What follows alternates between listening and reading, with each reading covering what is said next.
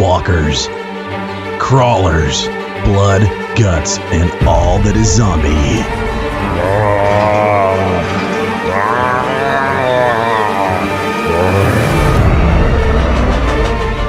It's time for Tony and Josh to recap this week's AMC's The Walking Dead.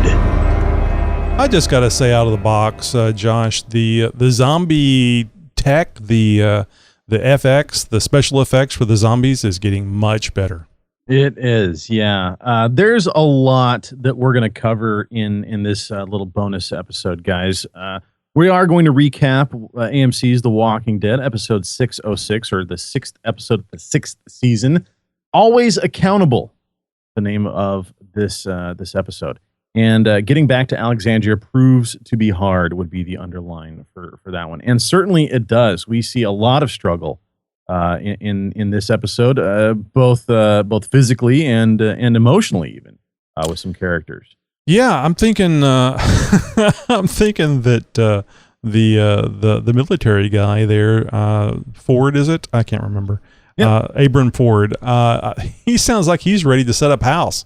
Jeez, seriously, that guy. Wow, we could probably dedicate just about a whole episode just to talking about him. Well, I thought they were going to dedicate an episode this week, like they had done with Morgan in a prior week's show, but they didn't, which I thought was good. But I was a little disappointed they didn't have a little more. I mean, I guess a whole episode on Daryl would have been fine, but sure. Let me just mention this. That was a cute, pretty little girl with short blonde hair that happened to have a diabetes, or as I've heard it said, the diabetes. Wilford Brimley. Yep, the diabetes. He would they make killed a great her zombie. off. Yeah, he would. Could you imagine a Wilford Brimley zombie? That would be awesome. Sorry. He actually could have been Herschel. But they killed that little girl off. Just boom, she was gone. I mean, it wasn't even a long death either. She got bit, she was dead. Well, yeah, I mean, she didn't really take to the director all that well. I guess so. She looked awful fresh, too, to be in Zombieland for that long a time. I hope we don't get sued for saying Zombieland. So, guys, here real quick, I'm going to interject this, that our typical recaps have pretty much gone very much chronologically to the show. And we pretty much cover scene by scene by scene. Tony and I are going to do something a little bit different. We've gotten a few talking points that we want to cover, some stuff that we want to really got to get off of our chests. And aside from all that, I've got some juicy secrets and some spoilers that I'm going to announce at the end of this. So just for now, and I'll give you guys a fair warning when we get to it, that there is going to be some spoilers later in the show. And of course, if you guys haven't seen episode 6 of season 6, well, then you probably should just go ahead and push pause right now, get yourself caught up, and then come back and you can bitch along with us. Unless you like to have spoilers, unless you like to, get an idea what's on the scary ride before the scares come up. I don't find The Walking Dead all that scary anyway, to be honest with you. No, it's really not. But look, I want to talk really briefly before we get into specifics about this episode for the season as a whole up to this point. Now, we're coming off of the wake of allegedly losing Glenn. We're on the verge of a mid-season finale. And there's a whole nother point onto that. This whole, why are they breaking the season up? Why do they always do this?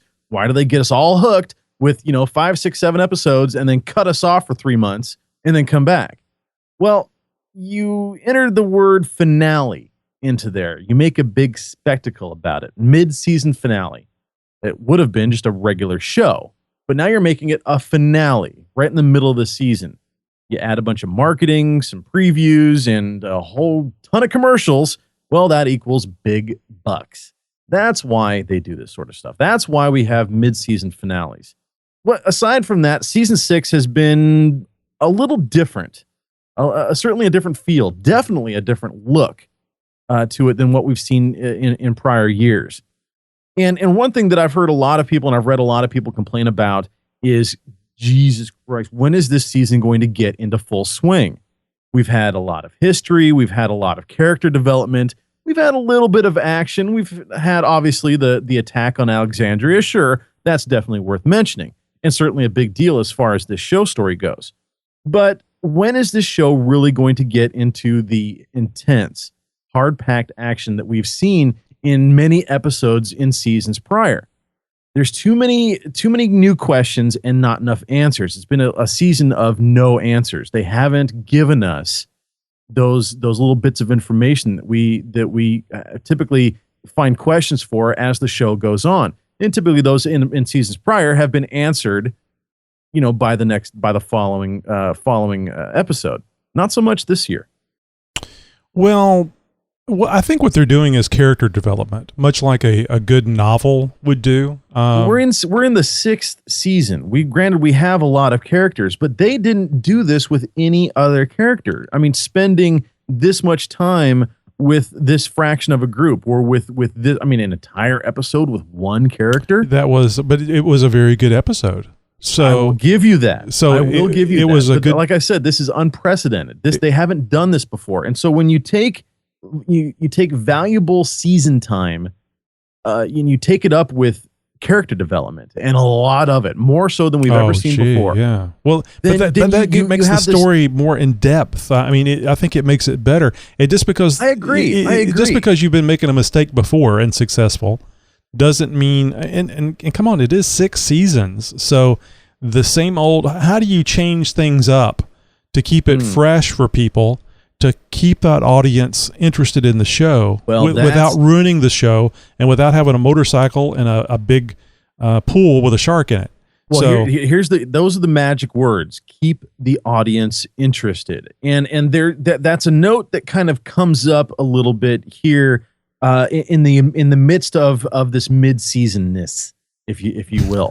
And I actually got a quote from Norman Reedus, who he won't take my calls after that incident. So it's amazing that you were able to get him on the phone. Well, we got a quote from not specifically, but this was in a recent interview I think that he did with Entertainment Weekly, and he said there are parts of 6, meaning the season 6, and especially how 6 ends, and the storyline in 6 that really helps us push that rock right over the cliff, and it's full throttle from here on out. Oh. So what he's talking about is season 6 and episode 6, and how season 6 is going to end, and how this storyline in episode 6 ends, and how that everything up to this point has kind of been like this hill climb. It's like, okay, we got to develop these characters, we got to know this history, we got to climb up these steps, we got to climb up this hill, we got to get up to this point. Now we're going to shove this rock off, and we're going to go flying down this hill in this just cataclysm of just action and awesomeness. I'm hoping there's lots of zombie guts and blood. So we kind of get a little bit of a tease of things to come straight from the horse's mouth. And I'm not calling Norman Reedus a horse by any means, but right out of his mouth, he's saying that, okay, I know that this season has been like this up to this point. Now things are going to start getting going. That's what I took from that. So can we look forward to episode 7 being maybe the first of several that are going to really get our adrenaline going? I'm hoping so. Yeah, it would be nice. I wonder if they're going to release the Kraken. Carol. Release the Carol. Let her off her chain. Yeah, really. That's a really cool. That's a good point too. There was when Carol first made her appearance on The Walking Dead, meek, mild-mannered, subservient, make me a sandwich Carol, to badass, let me save your life from a group of not Terminators. I'm thinking of Terminus cannibals. And I won't even break a sweat doing it. So yeah, it's a great thing to see. So there's some interesting things that if you've done some research, if you're a fan of the show, you kind of see it's like, oh, maybe that's what's going on. This is what's happening. This is why. This is what. This is this and this. So there's a new group of people that we don't get to see, but we see. That are sort of introduced in this whole Daryl storyline that we see this episode. Why don't we get to see these people? We see them from like, the breast down, from the Ooh. chest down. Okay. We see legs, we see torsos. We don't see faces. We hear voices. It's like many of my dreams. We hear somebody barking out orders, talking to these two people that Daryl had I'm going to say befriended, ran into, is now decided to help out, decided not to kill. There's a lot of decisions with him here recently. But it appears as if these people that initially had captured Daryl, more or less, thought that he was part of them, this other group that's not the wolves. Now we have this whole other group that they've got vehicles, they've got weapons, they've got strength.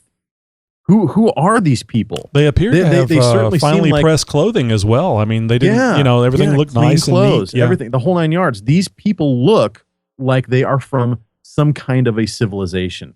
There is another group out there that is doing well for themselves, and they certainly mean business, and they don't appear to be quite as open-hearted as the people we have been familiar with up to this point. So very interesting. I'm wondering why we don't get to see these people's faces. Now, there's been some information that was leaked this week, into last week, about a new supervillain that is going to be that we are going to see. Now, our last supervillain was pretty much the governor. I guess you can consider him a supervillain in this series, in this show. The latest supervillain since then, well, we've had the people at Terminus, we've had the wolves. The police, the people at the hospital and stuff. Those all really weren't quite to the caliber of supervillain. They weren't like the governor. They assholes. weren't I would call them assholes. Definitely. Assholes with guns. So what was leaked is that season 6 is going to end with a new character, with a new supervillain being announced. And this is an actor who we've actually seen before. Not necessarily on Walking Dead, but he's a bit of a famous actor. Now the character's name is Negan or Negan. Careful. I don't know. And this really gets into some comic book stuff that the series follows. This gets into some Walking Dead spoilers that if you know anything about the comic books and you know the storyline of Negan, this opens up a bit of a Pandora's box. So I don't want to get quite into that fully yet because there's some other stuff I want to talk about as well. But needless to say, that is my premonition that the reason why we didn't see the faces and the heads of these people is because this is going to tie into the end of season 6 when this new supervillain is introduced to us.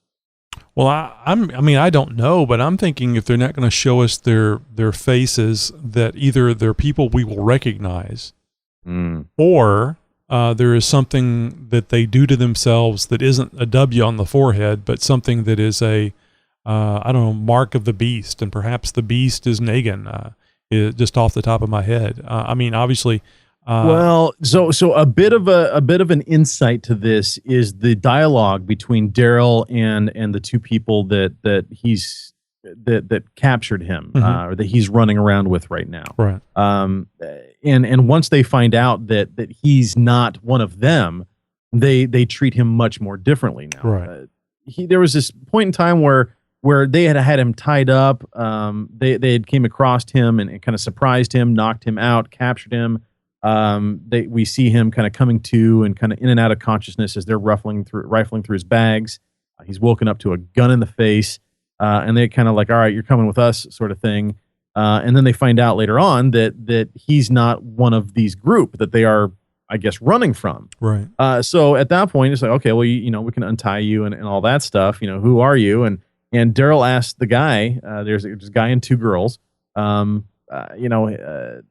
He asked them the 3 questions. Right. Daryl asked him the 3 questions, and he answers them, and he was okay. Well, that's good enough answer. All right, how about you come back to Alexandria with me? This is this town that we have. I'm part of the civilization, yada, yada, yada. And they agree. So he goes back to get his bike and everything, and they rob him again. That's real nice.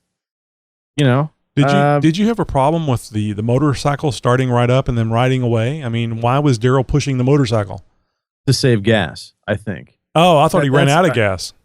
No, I think he was. I think he was saving gas. He didn't want to attract the attention of any zombies, because I mean that's one of the reasons why he went on this mission to begin with, was because the bike is loud. Right. Zombies are attracted to it. It's a lure, right, essentially, and he's essentially trying to make his way back to the city, which they don't want to draw attention to.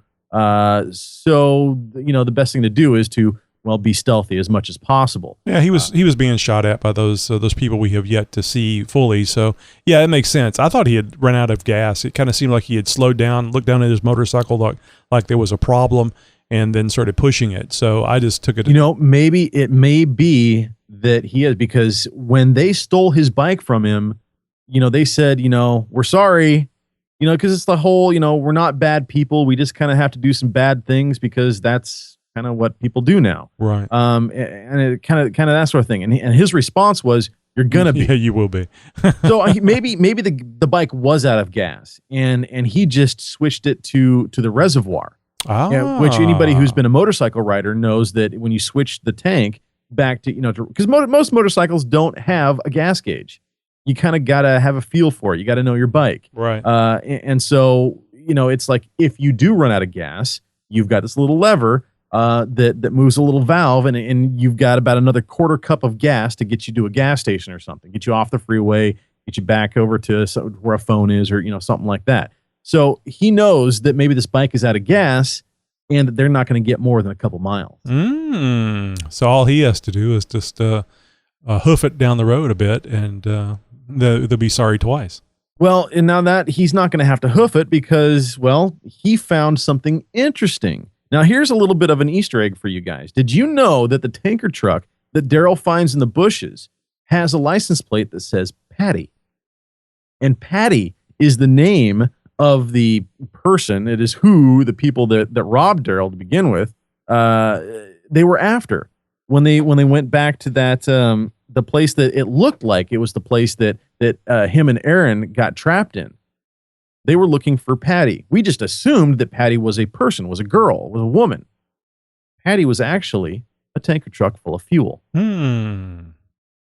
now Daryl he's reconnected with Sasha and Abraham, who did the smart thing, who stayed put.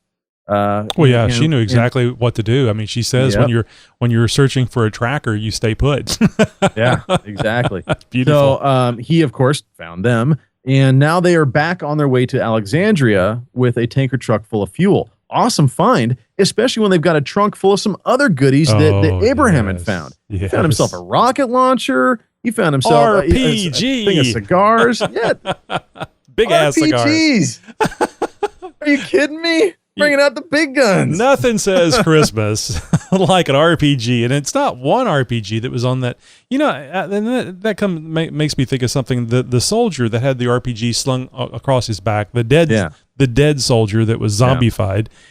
It seemed that he died by simply having that fence post ripped through his collarbone.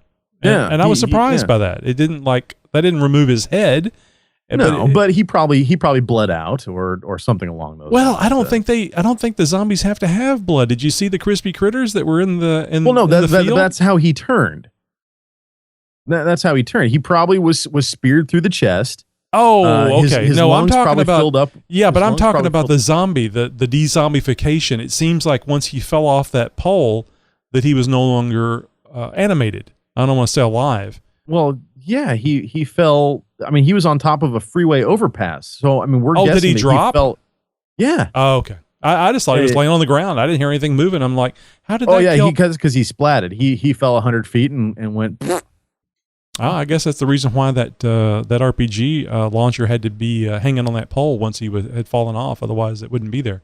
Anyway, great find. I mean, what has he got? It like 4 RPG. And the launcher. So, but you don't know if it works or not. You got to try one. Right. And that one might have been a fluke. Let's try another one. Yeah. So yeah, very very interesting little tidbit there. They're certainly heading back to Alexandria well armed. Now this also plays into something that I may that's going to get filed away with this secrets and spoilers that I was talking about earlier. So just keep that the tanker truck and the RPGs in mind when I say that. So yeah. Well, I'll tell you this. I was very, if you've ever played online games, especially anything that has to do with zombies, I'll just say specifically Left 4 Dead 2. One of the things that you do when you're running around in Left 4 Dead 2 is look for things, because you can find pipe bombs, you can find Molotov cocktails, you find various weapons, but you have to look around for it. Health packs, they even have defib kits, so that if somebody dies, you can defibrillate them and bring them back to life. It's very much a game that you help one another out, cooperation type thing.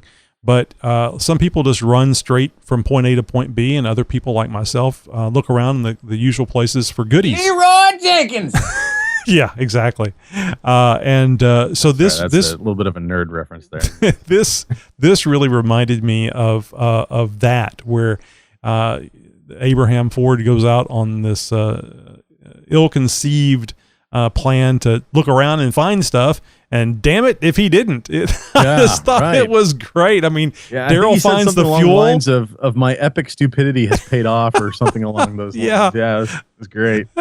And those cigars are going to kill him, though, unfortunately. Oh man, I was now I enjoy myself a cigar every now and again. It's I go through phases. I'll go through 3 or 4 months without having a cigar, and then I'll have one, maybe a few a week for maybe a month or so, and then then I won't smoke anymore for 3 or 4 months, and it's like that. But I do enjoy cigars, and so when his face lit up when he saw those cigars, I was like, "Yeah, buddy, good for you." And he said he found beer. I just remembered he said he found beer as well. Said he found beer. Yeah, I didn't see it. Didn't see it myself either, but nonetheless, yeah, He was a happy boy. A soldier with cigars, beer, and high-powered weapons. I mean, what else could you want? So I am just about at the end of the stuff that I wanted to talk about, and so this is going to start delving into the way that the show wrapped up, and then into the secrets and spoilers that I have. So before I get into that kind of stuff, Tony, was there something about this show that really caught your eye that you wanted to talk about? Well, I think I've already mentioned it. I was really surprised that the new characters, the 3 new characters, the one, the prettiest one of the 3, the little blonde girl, I guess she had to die anyway since she had the diabetes. And I was just really surprised how quickly she came in and she left the show. But that's fine. I mean, I'm sure those things happen. I don't know exactly why they would have done that to her, but maybe she just had that much time off from school and she had to get right back.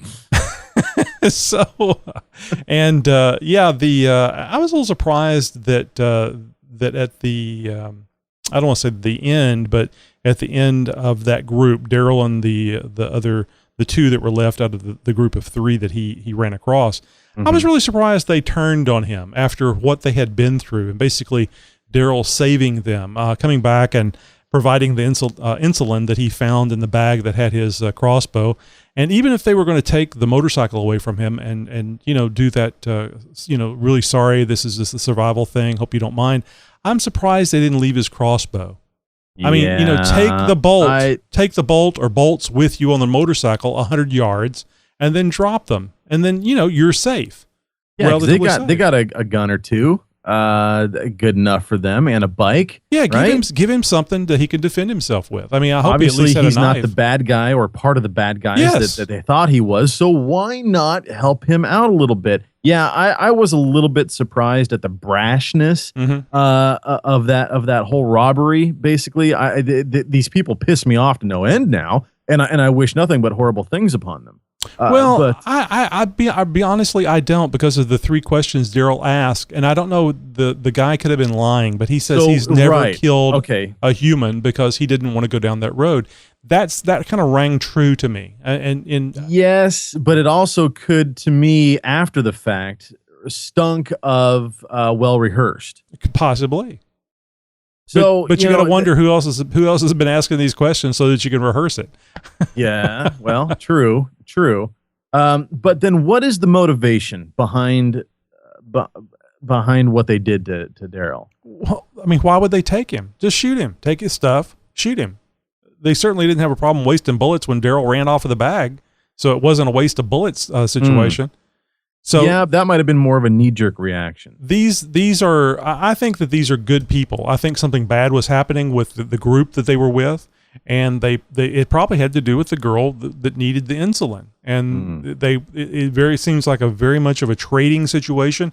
I mean, whenever I forget the guy's name, gets out of that truck and says, you know, you're going to owe us for this, you're going to owe us for the fuel, driving this truck out here to find you. Right. And so it's sounds like very much a barter system, which is understandable in a post-apocalyptic zombie and it world. also plays into the comic book series and a character from then. And this is where I'm going to warn you guys that everything that I'm going to say from this part out might ruin the rest of the season for you. Oh, good. Yes. So I'm giving you a fair chance right now that I'm about to release some secrets and spoilers that are not very well publicly known, certainly not in most circles. And I had to do a lot of digging and a little bit of bribing to get this kind of information. So release the Carol. Yeah. So check this out. In the comic book, there is a group called the Saviors. And this group is a violent gang of thugs we're not even going to be introduced to these people. We're not even going to know they exist officially until the season 6 finale. Now, that's not to say that, well, that must have been who we saw in episode 6. Well, we don't know that, but we don't not know that either. They could be these people. They could not be. That's probably part of the whole reason why their true identity was masked from us. These are different people from the Wolves, who we may again not have seen the last of yet. But the Saviors, their mission is to quote unquote protect other survivors in exchange for most, if not all, of their supplies, and in return they receive protection. It sounds a lot like kind of the mob mentality. Mafia, if you ask me, the mafia. Yeah. You need protection, see? See? Now, this all kind of plays back into the comic book because there's also been a recent cast acquisition. The actor Tom Payne is casted as a character named Jesus or Jesus. I don't know which way that's going to go. Who in the comic book series becomes a key member of Alexandria right before an epic battle with the Saviors.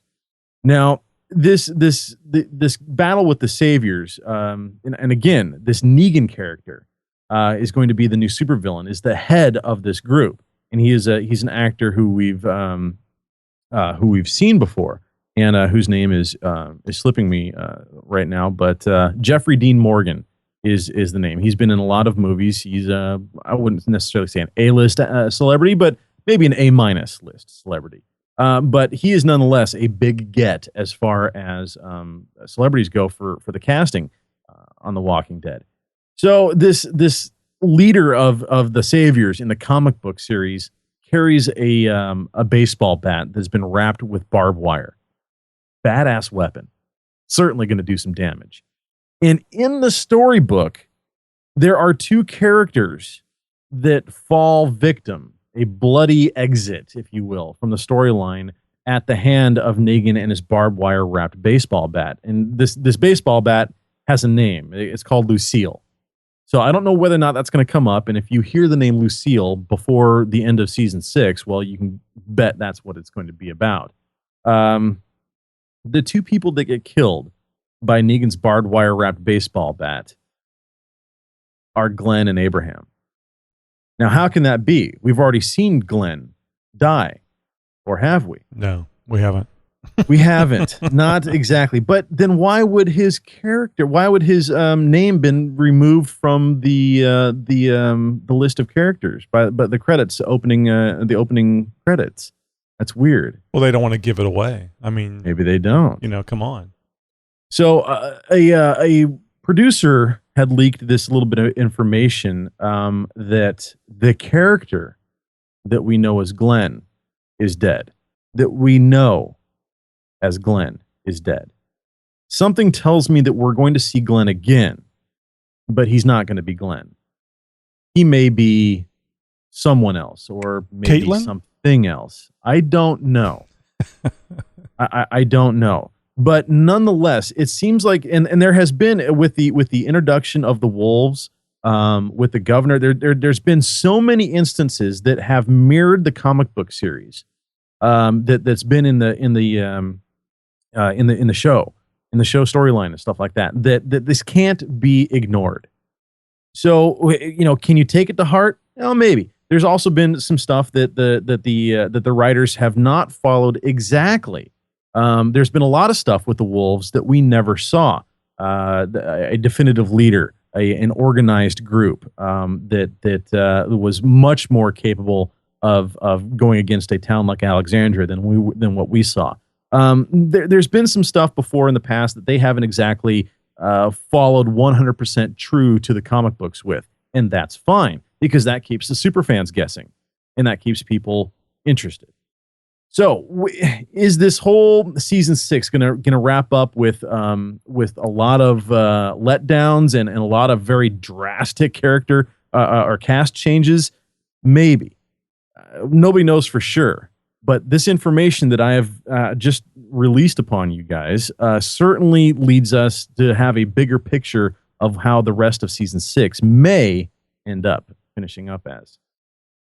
Well, it's always interesting. There's always fun parts to it, whether or not you care for the storyline or if it goes the direction you want it to go. There's always something fun to watch, and at least you can scream at your television or your computer, wherever you're watching it, and say, why the hell didn't you do that? I will mention that I think that the Walking Dead writers have finally answered my criticism of, why don't you get a lot of fuel and just burn the bastards?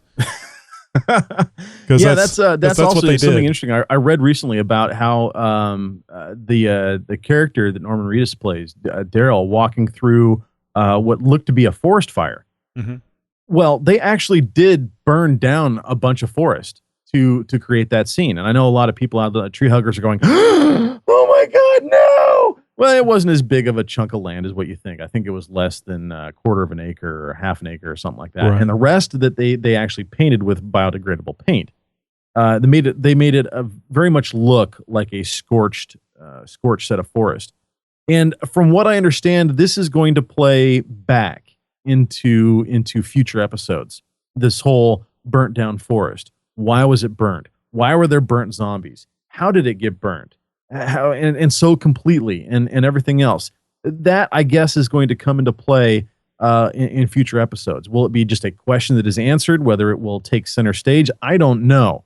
But what I do know is that nothing is put into the episodes blindly or just because. If they show something, if they focus on something, mention something, do something, make you see something, there's a point to it. There's a reason behind it.